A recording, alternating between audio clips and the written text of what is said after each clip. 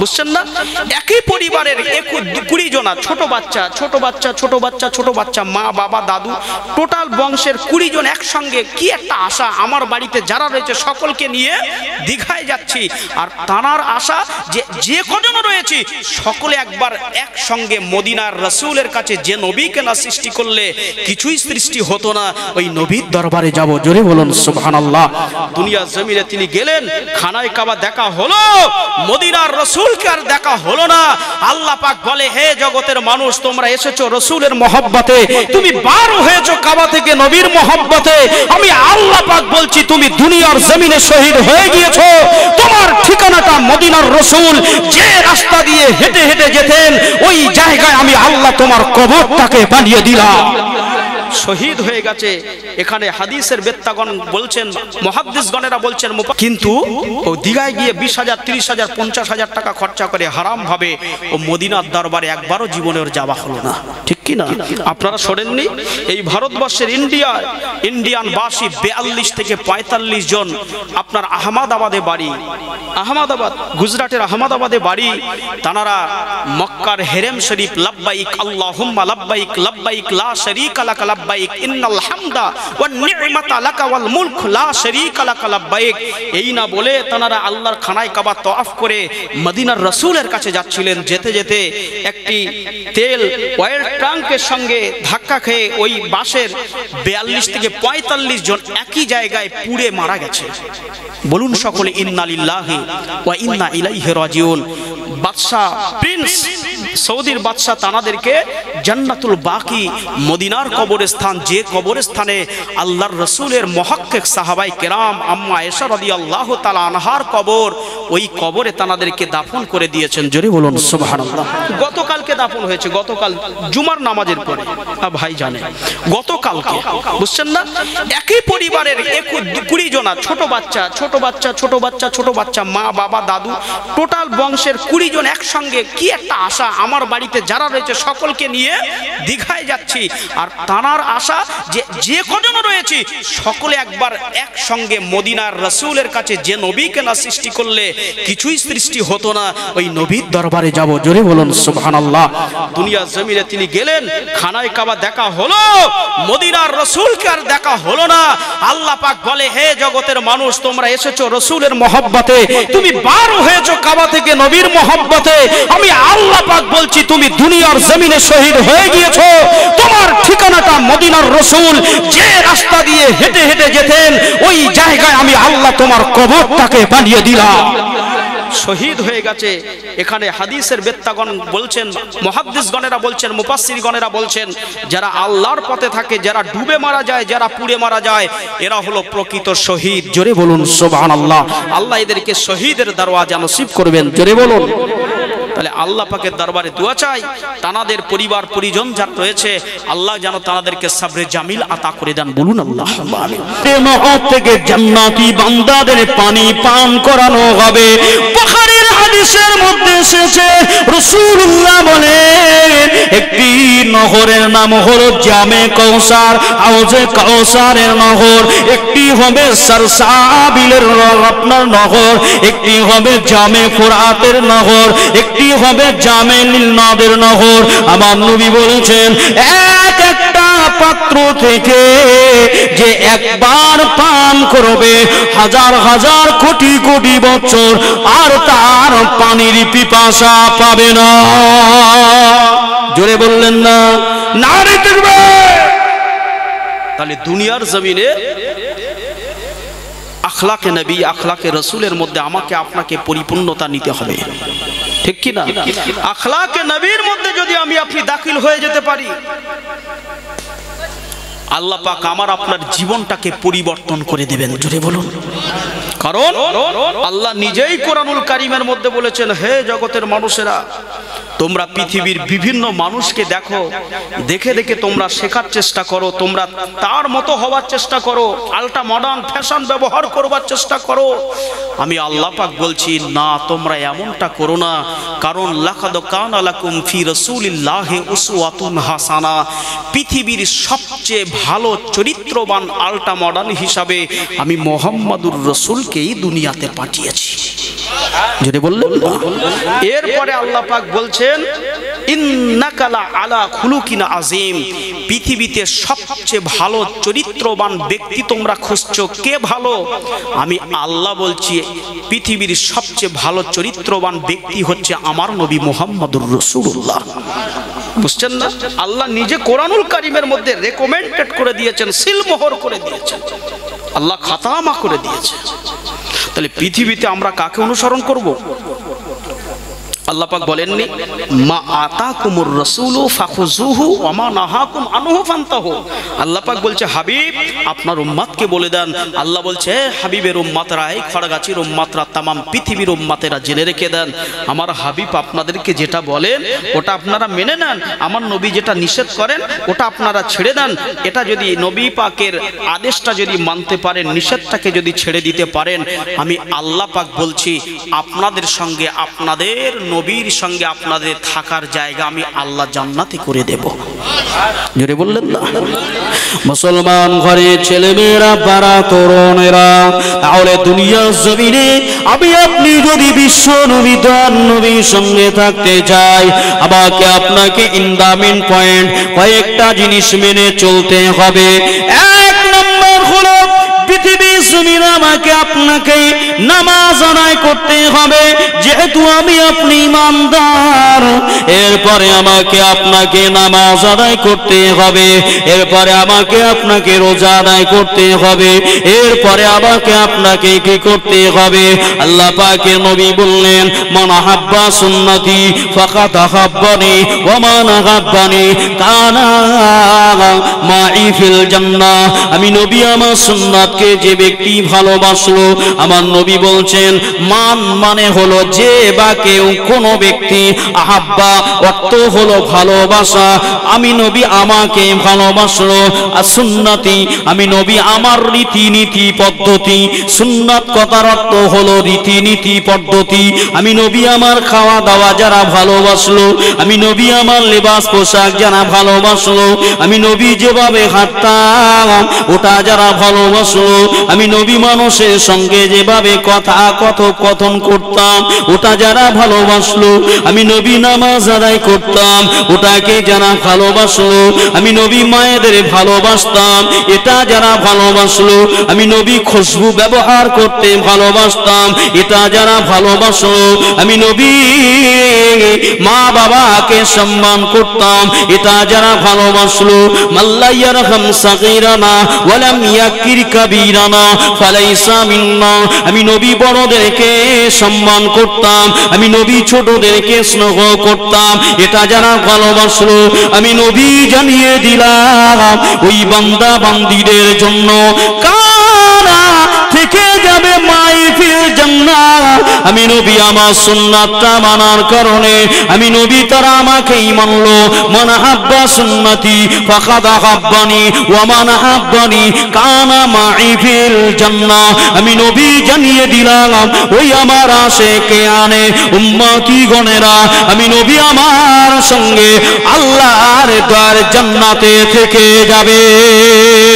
ও নবীর উম্মতিরা, তাই দুনিয়ার জমিনে যে কতদিন আমি আপনি বেঁচে আছি, এই দুনিয়ার জমিন আল্লাহ পাকের দুনিয়ায় আমার নবী নবী নবী নবী নবী নবী নবী ছাড়া কিছুই বুঝলে হবে না, নবীকে ছেড়ে কিছুই করলে হবে না।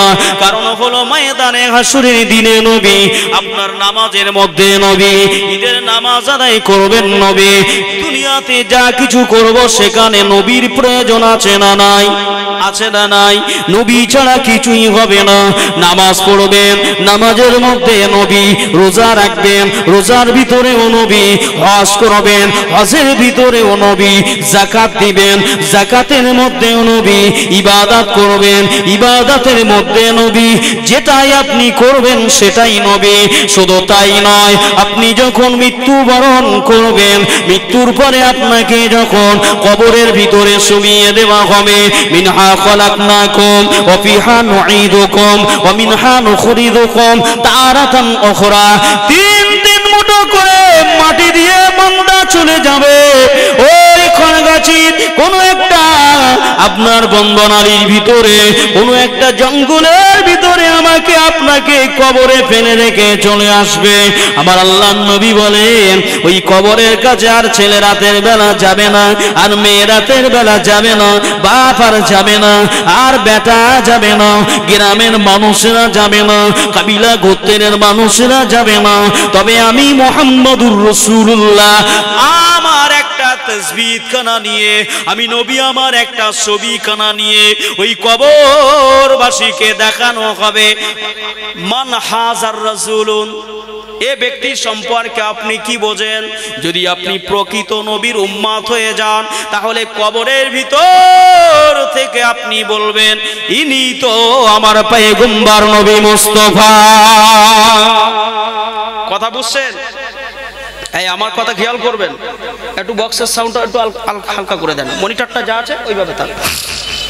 জি বুঝতে পারছেন তো? এই কথাটা বুঝেছেন তো? খুব কষ্ট করে যে 1 ঘন্টা জলসা মাহফিল করা মানে এমনি তো ঘটনা বললে তো হয়ে যায়। আমি যতটুকু আপনাদেরকে বলছি একটাও কিন্তু ঘটনা এখনো বলিনি। যেটাই বলছি এর আগে যেটা বলেছি ওটা বুখারী শরীফের হাদিস, যেটা আম্মা আয়েশা রাদিয়াল্লাহু তাআলা আনহা আল্লাহর নবীকে প্রশ্ন করছিলেন, যেটা বলছি ওটা বুখারীর হাদিস। যে কথাগুলো বলছি কোরআন আর হাদিস দিয়ে। ঘটনা যদি আমি একটা বলি 3 ঘন্টা কেন 5 ঘন্টা লাগবে। একটা জীবনী বলবো 10 থেকে 15 দিন লাগবে। বুঝতে পারছেন না? কিন্তু জীবনী বলে তো কোনো কাজ হবে না। যেটা প্রয়োজন সেটা দিতে হবে তো, নাকি গো? রাসূলুল্লাহ বলছেন, আল্লাহর হাবিব বলছে, হে উম্মতের আমি নবী, আমাকে ছেড়ে আপনারা কিছুই পাবেন না। কারণ বান্দা যখন মারা যাব, আমি যখন ইন্তেকাল হয়ে যাব, আপনি যখন ইন্তেকাল হয়ে যাবেন, কবরে দিয়ে সবাই চলে আসবে। ওই সময় একটা ছবি দেখানো হবে। তাসবিত মানে হলো ছবি। মান হাজার রাসূলুন, জিজ্ঞেস করা হবে এই ব্যক্তি সম্পর্কে আপনি কি বোঝেন? আপনি যদি সত্যি প্রকৃত নবীর সুন্নতের উপরে জীবনকে পরিচালনা করে থাকেন, রাসূলুল্লাহকে আপনি দেখে চিনতে পেরে যাবেন। জোরে বলুন। বলবেন ইনি তো আমার নবী, ইনি তো আমার পয়গম্বর, ইনি তো মিল্লাতে রাসূল। এই রাসূলের মিল্লাতের উপরেই তো আমি জীবনকে উৎসর্গ করেছি। জোরে বলুন। বলা যেই আপনি এটা বলবেন, আল্লাহর পক্ষ থেকে আজগবি আওয়াজ এসে যাবে, এ হারুত মারুত, হে মুনকার নাকিরের সওয়ালের জবাবের ফেরেশতা, আর দেরি করিস না, বান্দাকে আর একটা প্রশ্ন করিস না, আমার বান্দাকে ওই কবরের ভিতর থেকে জান্নাতের সঙ্গে সুড়ঙ্গ রাস্তা বানিয়ে দাও। ওই বান্দাকে এমন শান্তির ঘুম পাড়িয়ে দাও যেন কিয়ামত পর্যন্ত বান্দার ঘুম আর না ভেঙে যায়। বুঝতে পারছেন? তাহলে দুনিয়াতে আমাকে আপনাকে কি করতে হবে? সুন্নাতে রাসূলের উপরে থাকতে হবে, নবীর সুন্নাত মানতে হবে। মুসলমান করে ছেলে মেয়েরা পারা যে কথাটা বলতে বলতে আমি চলে এসেছি। আল্লাহ নবী, আমাদের নবী পাকের আম্মা আপনার কেন আপনার বিবি আয়েশা সিদ্দিকা রাদিয়াল্লাহু তাআলা আনহা বলেছিলেন, ইয়া রাসূলুল্লাহ, ইয়া হাবিবাল্লাহ, হুজুর আমি আয়েশা আপনাকে হাউজে কাউসারের কাছে খোঁজ করব। তবে হুজুর আপনি হাউজে কাউসারে ওখানে কি করবেন? আল্লাহ নবী বললেন, বিবি সাহেবা, এ বিবি সাহেবা গো আয়েশা, আমি নবী হাউজে কাউসারের ওখানে, আমি নবী আমার আশিকানে মুস্তাফা দিবানায়ে মুস্তাফা, আমি নবী আমার আশিকদেরকে আমি নবী হাসরের দিনে নিজে হাতে করে আমি আল্লাহর রাসূল হাউজে কাউসারের পানি পান করাবো।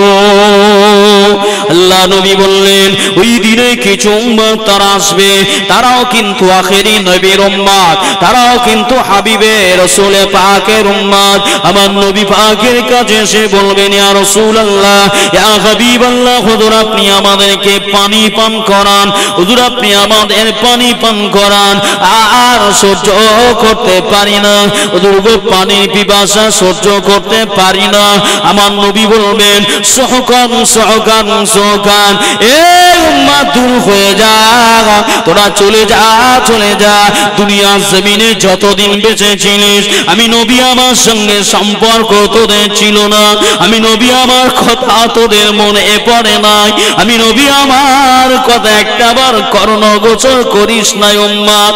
আমি নবী আজকে বিপদে পড়ে আমার কাছে এসেছিস, এই উম্মতিরে দুনিয়ার জমিনে তোমার ভিতরে নামাজ নেই, তোমার ভিতরে রোজা নেই, তোমার ভিতরে হজ নেই, তোমার তোমার ভিতরে যাকাত নেই, তোমার ভিতরে লেবাসে পোশাকে সুন্নতে কোন দিক থেকে তুমি নবীর উম্মত বলে চিহ্নিত হচ্ছে না, সহকান সহকান সহকান দূর হয়ে যাও। এ নবীর উম্মতিরা, আল্লাহর নবী বলেন ওই সমস্ত উম্মতিদের জন্য আমি নবী কিছুই করতে পারবো না। ওই সমস্ত উম্মতিদের জন্য যেখানে কোরআন আমাকে বাধা দিয়েছে আমি নবী আর তাদের কিছুই করতে পারবো না।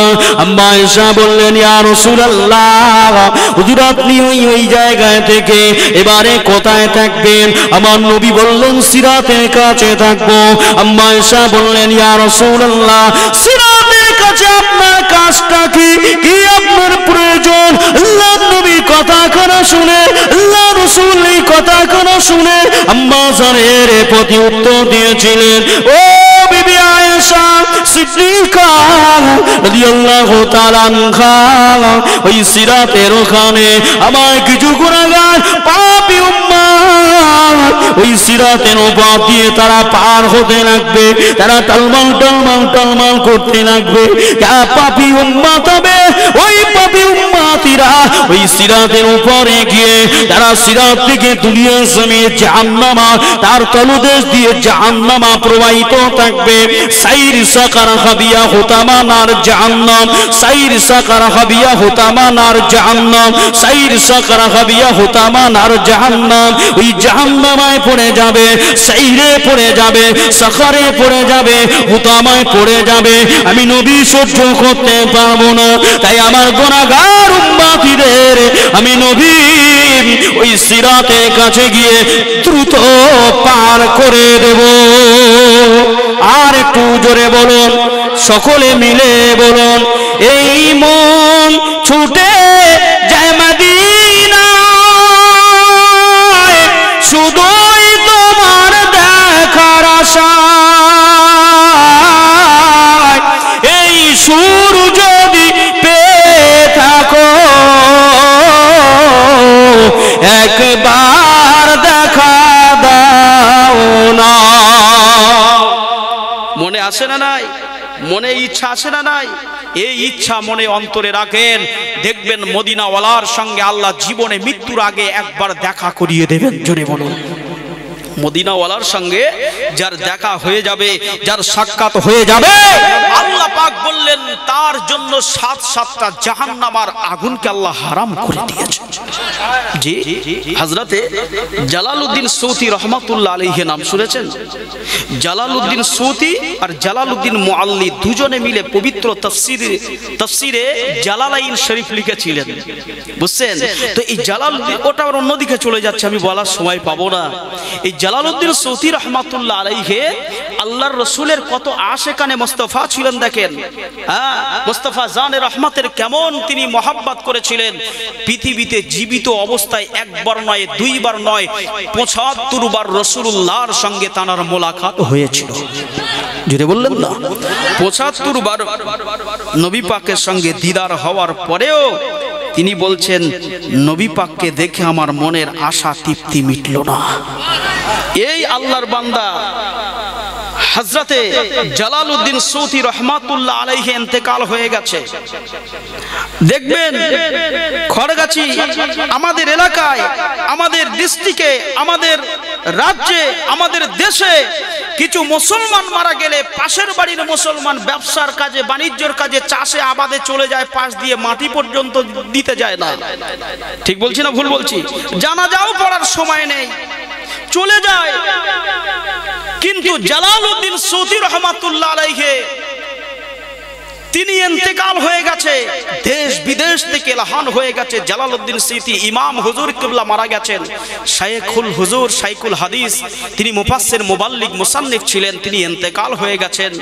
তিনি তাফসীর বিশারত ছিলেন, তিনি ইন্তেকাল হয়ে গেছে।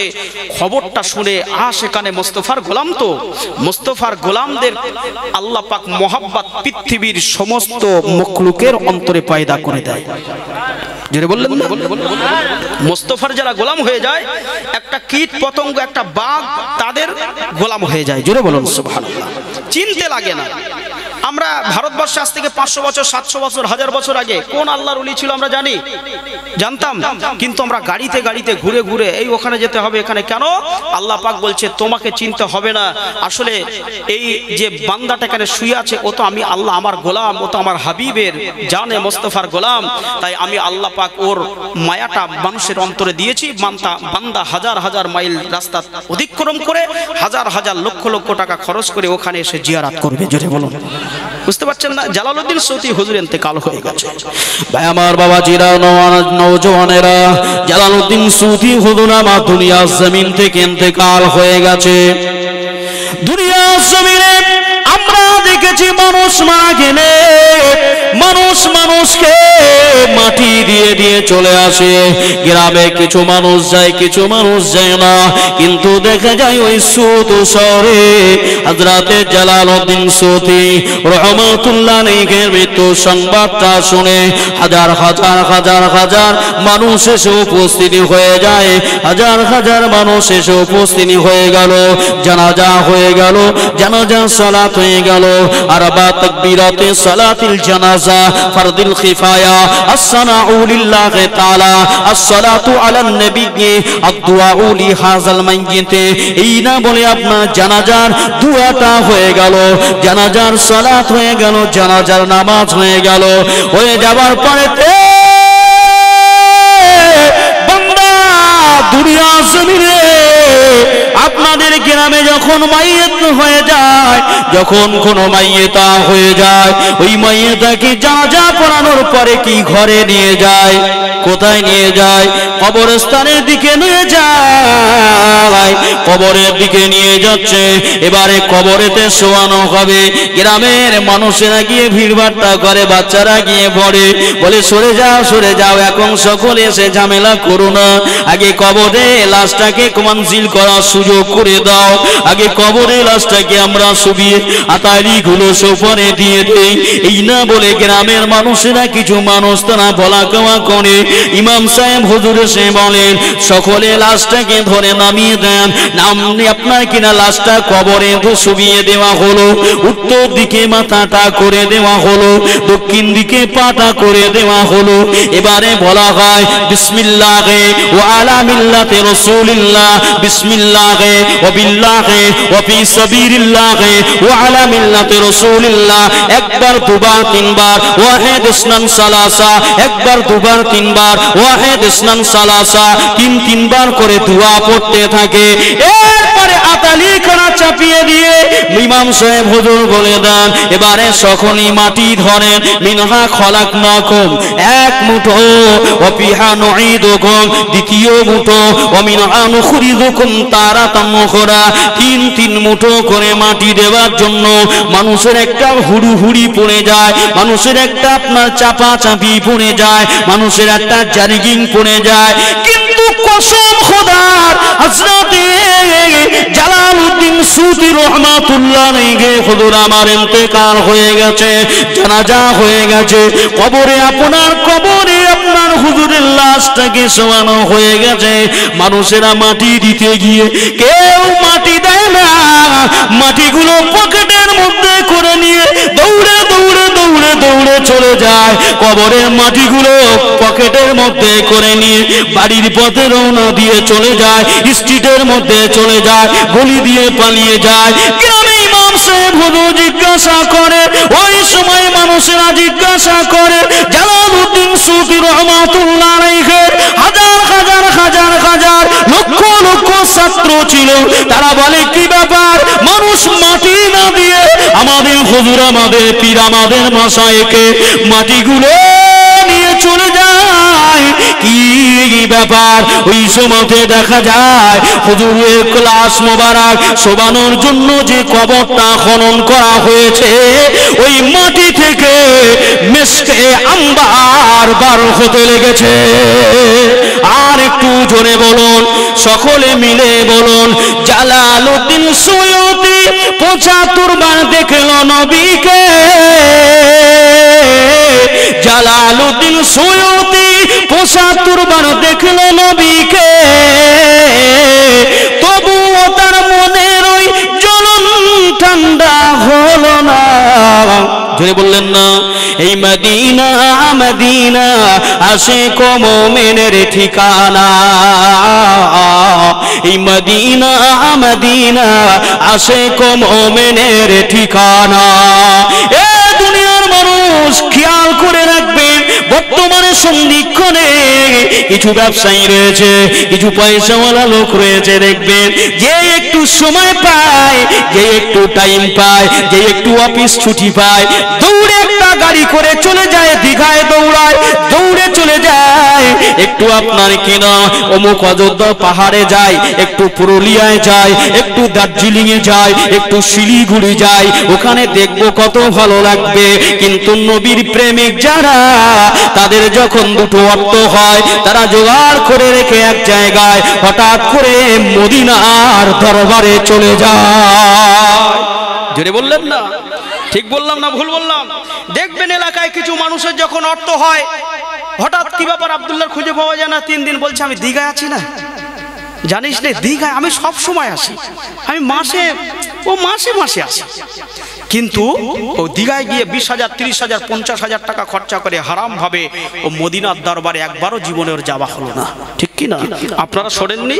এই ভারতবর্ষের ইন্ডিয়ানবাসী 42 থেকে 45 জন আপনার আহমেদাবাদে বাড়ি, আহমেদাবাদ গুজরাটের আহমেদাবাদে বাড়ি, তানারা মক্কার হেরেম শরীফ লব্বাইক আল্লাহুম্মা লব্বাইক লব্বাইক লা শারীকা লাক লব্বাইক ইন্নাল হামদা ওয়ান নি'মাতা লাকা ওয়াল মুলক লা শারীকা লাক লব্বাইক, এই না বলে তানারা আল্লাহর খানায় কাবা তওয়াফ করে মদিনার রাসূলের কাছে যাচ্ছিলেন। যেতে যেতে একটি তেল অয়েল ট্যাঙ্কের সঙ্গে ধাক্কা খেয়ে ওই বাসের 42 থেকে 45 জন একই জায়গায় পুড়ে মারা গেছে।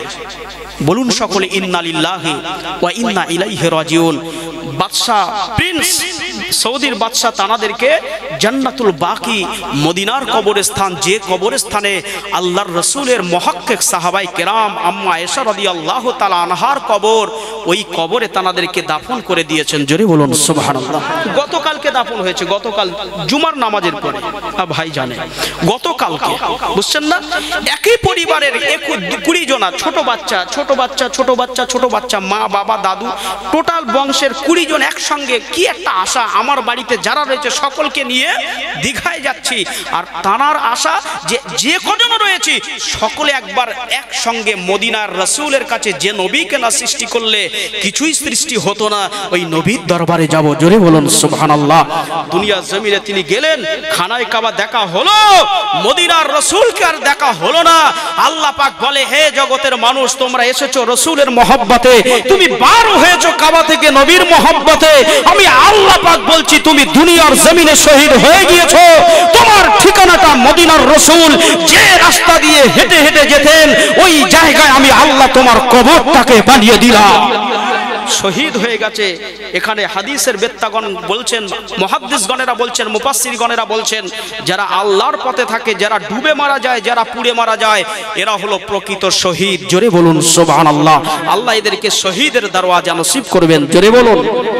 তাহলে আল্লাহ পাকের দরবারে দোয়া চাই, তানাদের পরিবার পরিজন যারা রয়েছে, আল্লাহ যেন তানাদেরকে সবরে জামিল আতা করে দেন। বলুন আল্লাহুম্মা আমিন। বলেন আল্লাহুম্মা আমিন। নারে তাকবীর। তাহলে দুনিয়ায় ওয়াজ আপনারা শুনছেন, বাপ বুঝছেন, কিছু বুঝছেন তো? ঘটনা বললে তো হবে না, কিছু প্রয়োজন। আজকে আমি এসেছি, আমি তো ফ্রি ওয়াজ করতে আসিনি, কিছু পয়সা নেবো, খাওয়া দাওয়া করবো, ঠিক কিনা? আমি তো আপনার 500 টাকা কম দিলে নেবো না, আমি বুঝে নেবো। তো আপনার উচিত হলো আমার যে 2 ঘন্টা কি 1.5 ঘন্টা কি 1 ঘন্টা যে যতক্ষণ বলবো, আমার থেকে কিছুটা বুঝে নেবার আপনার। ঠিক বলছি না ভুল বলছি? একটা বাংলা টিচার রেখেছি আমার মেয়েকে পড়ানোর জন্য, ছেলেটাকে পড়ানোর জন্য, তাকে মাসে কত দিতে হয়? 2000 টাকা, 1500, 1000। ঠিক বলছি না ভুল বলছি? তাহলে টাকাটা যখন আমি দিচ্ছি, আমার উচিত হলো তার কাছ থেকে শিক্ষাটা বুঝে নেবার, আমার ছেলেটা মেয়েটা কতটা পরিপূর্ণ হচ্ছে। ঠিক বললাম না ভুল বললাম? সুতরাং এটা আপনাদের করণীয়, এটা আপনাদের করতে হবে।